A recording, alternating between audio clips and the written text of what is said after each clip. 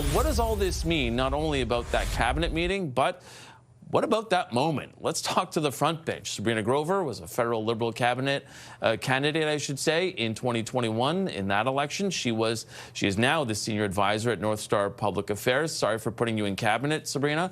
Obviously, you didn't get that note just yet. Melanie Paradis is former communications director to Erin O'Toole. She's now the president of Texture Communications. Former NDP interim national director Carl Boulanger. He's also here in studio. He's now the president of Traction Strategies. Cabinet on my mind, Sabrina. That's why I'm putting you in there. But certainly the fact that the Prime Minister did not speak afterwards, I mean, that is something that obviously in this sphere we're talking about. How do you think this is going to play? First, let me just say, you can't always count on the Prime Minister speaking, but you can always count on this panel on Friday. So tune in every Friday.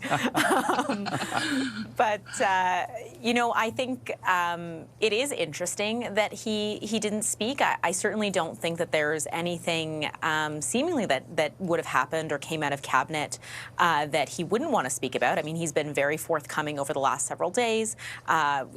Following his speech at Davos, you saw another speech that was very, focused on Canadians yesterday. And so seems like perhaps something else did come up. Maybe there was a scheduling conflict. I do find it actually interesting, though, that he has put the cabinet ministers up and that we did actually get a chance to hear from some cabinet ministers, because this government is very prime ministerial, Mark Carney focused, which is great. He's a great leader. But I think it's important for the government and for Canadians to spread a little bit of that love and actually hear from some of the ministers, because so many of their files are applicable and relevant to the domestic priorities that this government needs to face. I think obviously Mark Carney leads that whole engagement on the United States and everything that we face from a foreign policy, geopolitical perspective. But what is going to be important coming up in this session is going to be some of those domestic priorities. So, you know, even hearing from Mark Miller saying, you know, he put some pressure on me to actually show some accomplishments, I think that is actually both human and important for Canadians. Yeah, a little tongue-in-cheek, Sabrina, but I put you in cabinet. Now you're speaking like a cabinet minister, I guess. But hey, well done. Well done. You got to do what you got to do. Mel, the fact remains that Canadians, or reporters, I should say, have not gotten questions to the Prime Minister since, I think it was Sunday, and that's when he was in Doha. So he does that speech, and obviously, you know, the comms there more than likely is that he wants that speech to speak for itself. But then he goes to Quebec City with another speech, and still no questions from reporters. I mean, do you think that there's anything behind that?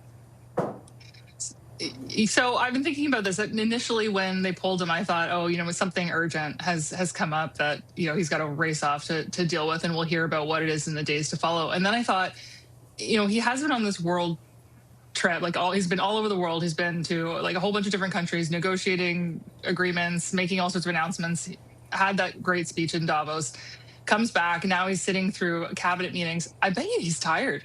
And I'm sure the PMO will hate me saying that. But the reality is, politicians are humans too, and they get burned out, they get tired. And what we've seen with Carney is he gets salty with journalists. If you put him up on a microphone and he's sick of your questions, he's going to let you know. And it's possible that a strategic decision was made that wasn't worth the risk. It wasn't worth him being flippant or condescending to someone and having that be the story for the next couple of days. And instead you just pull them, because sometimes saying nothing is the best thing that you can do. And I would argue that that's the unnecessary speech that he did in Quebec after Davos. I'm interested in hearing from Carl about how it's playing in Quebec. I think he totally missed the mark on national unity, though, because he didn't talk about Western Canada in it at all, which I thought was a huge gap. Again, they were trying to gild the lily there. He had a great speech in Davos. They should have just let it ride. Mm-hmm.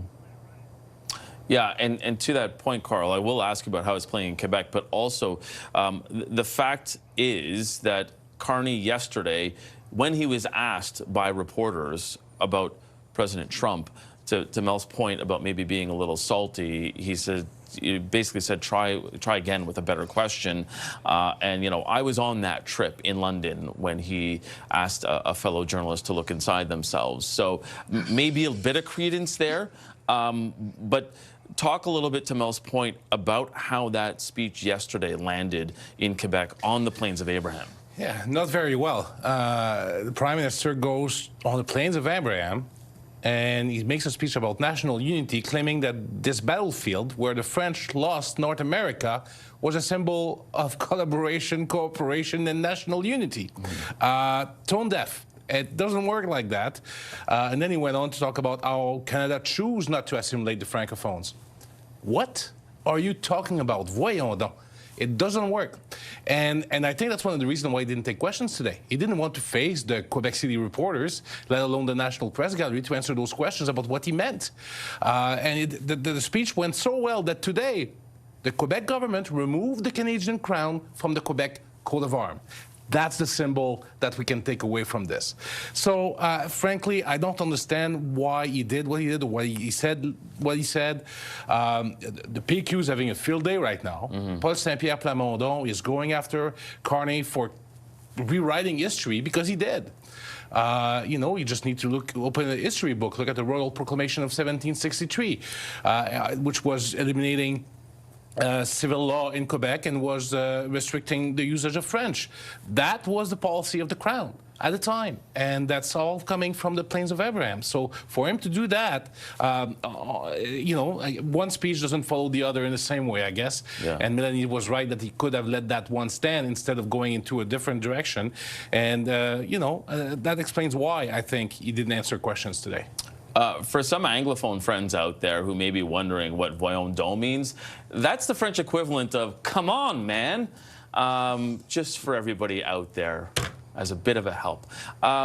Sabrina, to Carl's point, what does this do going forward, considering he needs Quebec to form any kind of government going forward? I mean, not that an election is in the offing, but certainly this isn't going to help at all, you know, within those ranks. I mean, I can imagine right now that Yves-François Blanchet is in, you know, his home somewhere in Quebec going, I can't wait for Monday. I think that there's some of that that'll stick, but I honestly don't think that enough people are going to pay attention to one speech on one occasion to actually, you know, internalize it and then have repercussions for Carney or for Quebec MPs. I think what's going to be more important long term, I mean, obviously I think we still have to see how Quebec politics plays out on the provincial side, and I think that that continues to be relatively strong in its importance to how it plays out federally. For Mark Carney, I think he just needs to continue to make Quebecers feel like the most important issue is the unity of Canada against the United States. And time again, despite some of these speeches or despite some of the, you know, ancillary comments that we might hear, Quebecers are coming to the table and putting that as a priority.